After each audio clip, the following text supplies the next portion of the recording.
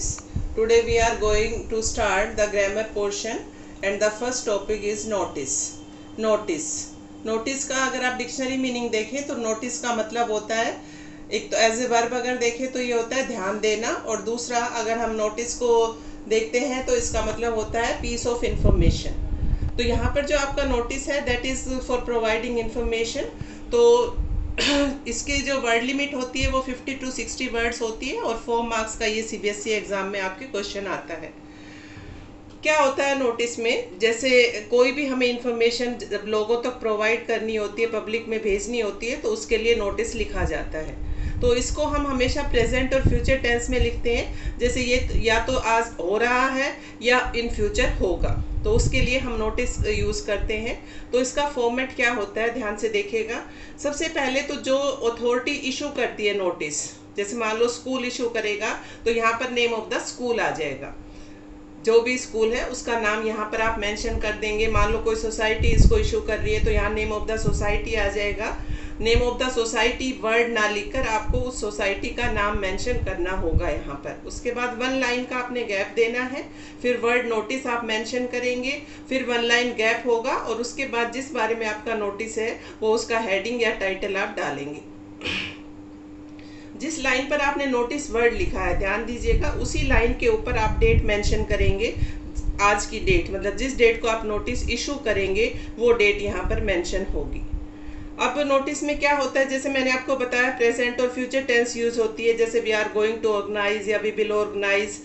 और क्या क्या इसमें होता है, व्हाट वेयर व्हेन, कि क्या होगा, कब होगा, क्या उसका टाइमिंग्स रहेगा, सब चीज़ें इसमें मेंशन करनी होती है। और प्रोग्राम की ईच एंड एवरी डिटेल देनी होती है कि कोई चीफ गेस्ट अगर आएंगे तो वो होगा, रिफ्रेशमेंट प्रोवाइड करना है तो वो होगा, या कोई स्पेशल इंफॉर्मेशन अगर है तो वो भी आपको इसमें लिखनी होती है, but keeping in mind the word limit. और जब एंडिंग करते हैं हम नोटिस की तो उसमें लास्ट लाइन ये आपने लिखनी है, फॉर मोर इन्फॉर्मेशन या for more queries contact the undersigned, या कॉन्टैक्ट मी, या कॉन्टैक्ट द ऑफिस, और कॉन्टैक्ट द रिसेप्शन, जिससे भी कॉन्टैक्ट आपने करवाना है। और ये जब एक ही पैराग्राफ में आपको ये लिखना है, फॉर मोर इन्फॉर्मेशन के लिए आपने सेकंड लाइन यूज़ करनी है। यहाँ तक आपका पैराग्राफ 1 होगा, और यहाँ पर से आपका मतलब ये सेकंड लाइन में सेकंड पैराग्राफ के लिए यूज़ करना है, फॉर मोर इन्फॉर्मेशन।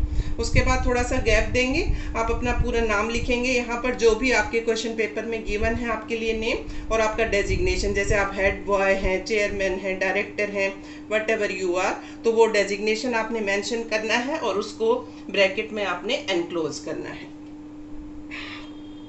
तो ये नोटिस राइटिंग है। आपको शायद समझ में अच्छे से आ गया होगा किस तरह से आपने लिखना है। फिर से मैं बता देती हूँ, नोटिस का मतलब होता है टू प्रोवाइड इन्फॉर्मेशन, और इसे हमेशा प्रेजेंट और फ्यूचर टेंस में लिखते हैं। सबसे पहले जहाँ से नोटिस इशू होगा उस स्कूल, कॉलेज, सोसाइटी का नाम लिखना है आपको टॉपिक में। उसके बाद नोटिस वर्ड लिखना है 1 लाइन गैप देकर, फिर हेडिंग डालना है, और उसके बाद सारी डिटेल लिखनी है प्रेजेंट या फ्यूचर टेंस में कि कब, कहाँ, कैसे होगा और क्या क्या प्रोग्राम रहेंगे। और उसके बाद 1 पैराग्राफ ओवर होने के बाद 1 लाइन छोड़कर आपको लिखना है, for more information contact the undersigned. अब ये नया रूल है कि जब आप पैरा चेंज करते हैं तो कोई आपने थोड़ा सा गैप नहीं छोड़ना है लाइन से पहले, बल्कि कंप्लीट लाइन आपको ब्लैंक उसमें छोड़नी है। और उसके बाद लास्ट में नेम और डेजिग्नेशन आपका ब्रैकेट में जो आपके क्वेश्चन पेपर में गिवन है वो। तो ये नोटिस राइटिंग है। Next topic of grammar is article writing. It's very important topic because its weightage is of 10 marks और इसकी word limit होती है 150 to 200 words. आर्टिकल जब हम लिखते हैं तो आर्टिकल राइटिंग में कोई टेंस का हार्ड एंड फास्ट रूल नहीं होता है। We can use any tense which is required. अब जो आपके सिलेबस में जो आर्टिकल राइटिंग है वो 3 हेड्स के अंदर बाइफरकेट की गई है। करंट टॉपिक्स मतलब आजकल जो करंट इश्यूज चल रहे हैं उनके ऊपर आर्टिकल लिखना। सोशल एब्यूज जो सामाजिक बुराइयां होती है जैसे चाइल्ड मैरिज वगैरह उसके ऊपर, या डोवरी सिस्टम, और education and environment. These are the 3 main headings under which your article will be written. Now how to write an article. जैसे आपने न्यूज़पेपर वगैरह आप लोग पढ़ते हैं, देखते हैं, वहाँ पर बहुत सारे आर्टिकल्स गिवन होते हैं। तो आर्टिकल राइटिंग क्या है, it's a long piece of writing which is used to express your views, which is used to express your ideas. तो किस तरह से आपका फॉर्मेट होगा आर्टिकल राइटिंग का, जस्ट सी टू इट। सबसे पहले जिस टॉपिक के बारे में आपको लिखना है वो हेडिंग यहाँ पर आप डालेंगे, जैसे ग्लोबल वार्मिंग है या what ever is the topic, तो वो हेडिंग वर्ड नहीं लिखकर आपने उस टॉपिक को यहाँ पर मेंशन करना है। और उसके बाद नेक्स्ट लाइन में बाय, जो इसको लिखने वाला है who is the writer given है अगर कोई तो वो लिखेंगे, otherwise you will right your name और यू विल राइट ABC। उसके बाद आर्टिकल कैसे लिखते हैं, जो आर्टिकल है ये हमेशा 3 पैराग्राफ्स में लिखा जाता है। सबसे जो फर्स्ट पहला जिसको आप बोलेंगे उसमें हमें इंट्रोडक्शन देना है। इंट्रोडक्शन अपना नहीं, जो आपका हेडिंग है उसका इंट्रोडक्शन यहाँ पर आएगा कि आपका जो आर्टिकल है एक्चुअल में वो किस हेडिंग के बारे में, किस चीज़ के बारे में है, वो आपको इसमें मेंशन करना होगा। उसके बाद सेकंड पैरा हम जब लिखते हैं तो उसमें उस हेडिंग से रिलेटेड क्या उसकी एडवांटेजेस हैं, क्या डिसएडवांटेजेस हैं, और you can say what are the positive points and what are the negative points. But कई बार ऐसा होता है कि हमारा ऐसा टॉपिक होता है आर्टिकल का जिसके या तो सिर्फ पॉजिटिव पॉइंट्स ही होते हैं या सिर्फ नेगेटिव पॉइंट्स ही होते हैं। तो उस केस में आपको कंसीडर करना होगा कि what you have to write. मतलब सेकंड जो पैराग्राफ है वो बेनिफिट्स या हार्म्स बताने के लिए आपको यूज़ करना है। और उसके बाद थर्ड पैरा जब लिखेंगे तो आपको कंक्लूड करना है। कंक्लूजन क्या होता है, निष्कर्ष क्या निकला इसका, ओवरऑल क्या आप in a nutshell what do you want to say, what do you want to express, वो लिखना है। और उसको इम्प्रूव करने के लिए आप अपने सजेशंस लिखेंगे शुड का यूज करके। तो ये आर्टिकल राइटिंग है। इसमें हम कुछ प्रोवर्ब्स यूज कर सकते हैं, जैसे for example first one is every coin has 2 aspects.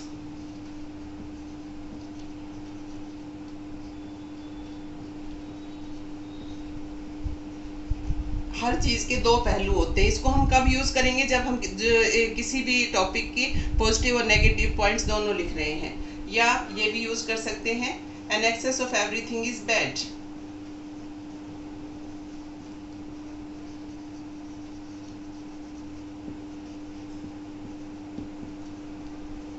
तीसरा ये भी होता है नथिंग इज गुड और बैड,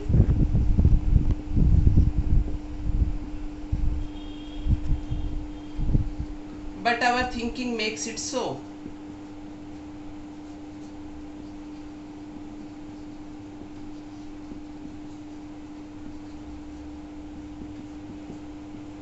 साइंस से रिलेटेड, टेक्नोलॉजी से रिलेटेड अगर कोई आता है तो आप लिखेंगे science is a good servant but a bad master.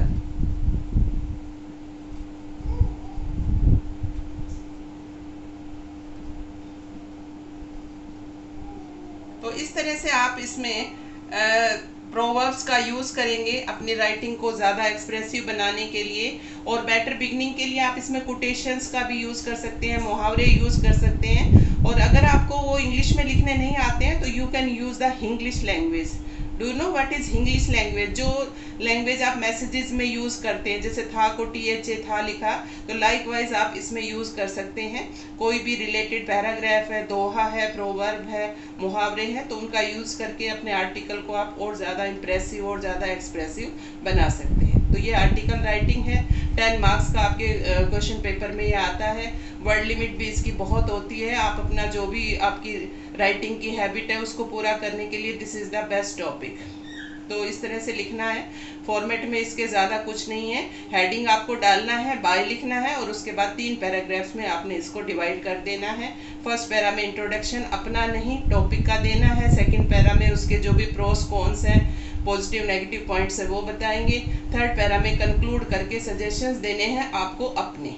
तो this is article writing. Letter writing next. Letter आपको जैसे मालूम भी होगा, प्रीवियस क्लासेस में आपने पढ़ा होगा, there are 2 types of letter. यहाँ पर लेटर का मतलब पत्र होता है। लेटर का एक और मीनिंग भी होता है, अक्षर जैसे होते हैं जो आप लिखते हैं, कैपिटल लेटर्स, स्मॉल लेटर्स। तो यहाँ पर लेटर 2 तरह के हैं, फॉर्मल और इनफॉर्मल। फॉर्मल होते हैं जो ऑफिशियल लेटर्स होते हैं, जो हम अपने ऑफिसर्स को बिजनेस पर्पज से या एडिटर को या जॉब एप्लीकेशन जो लिखते हैं वो ऑफिशियल लेटर्स या फॉर्मल लेटर्स में आते हैं। इनफॉर्मल लेटर्स जो होते हैं they are written to our family and friends. अब यहाँ पर आपके सिलेबस में है लेटर टू एडिटर। तो लेटर टू एडिटर जैसे आपने पहले भी लिखा होगा, 9th से ही आपके सिलेबस में इंक्लूड है किस तरह से आपको लिखना होता है। एक बार आपको फिर से मैं रिवाइज करवा रही हूँ, देखिएगा।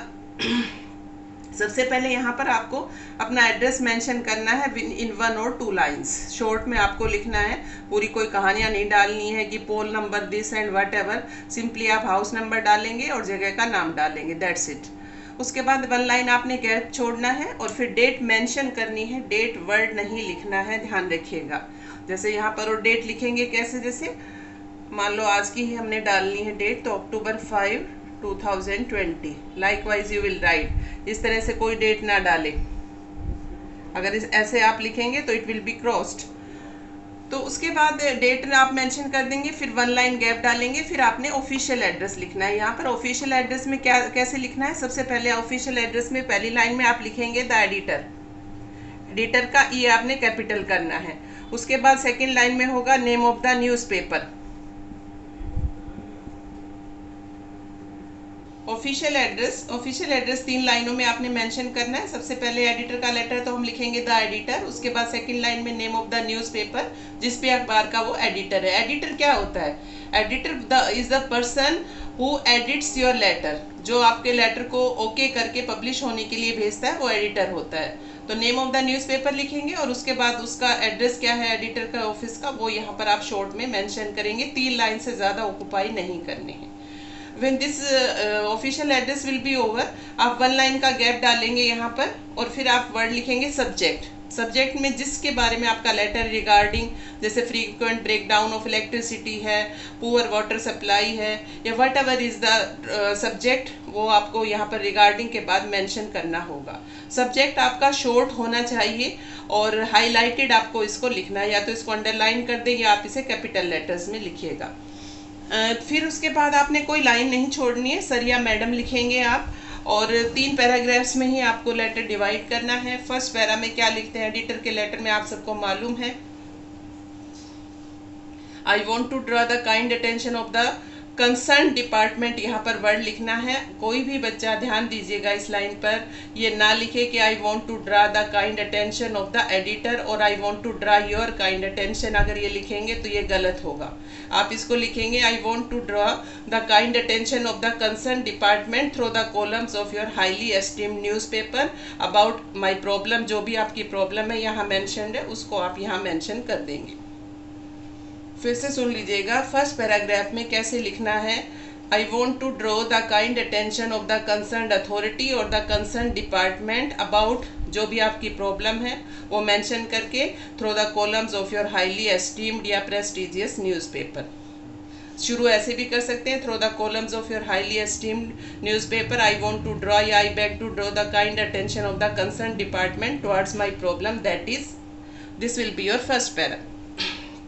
सेकेंड पैराग्राफ में क्या लिखना है, जो आपने प्रॉब्लम अपने सब्जेक्ट में मेंशन की, फर्स्ट पैरा में मेंशन की, उसकी वजह से जो डिफ़िकल्टीज आप फेस कर रहे हैं, जैसे अगर पानी नहीं आ रहा है या पुअर वाटर सप्लाई है, उसकी वजह से जो भी प्रॉब्लम्स आ रही हैं वो आपने यहाँ पर मेंशन करनी है 2, 3 और 4 लाइन्स। ज़्यादा डिटेल नहीं करना है क्योंकि ये आपका सेल्फ मेड होगा। फर्स्ट और लास्ट पैरा तो कुकड़ है, सभी में एक जैसा ही होगा, ये आपका अपना बनाया हुआ होगा। तो कोशिश कीजिएगा ज़्यादा इसको लेंथी ना करके शॉर्टन करके लिखें, बट 3 और 4 लाइन शुड बी एडिट।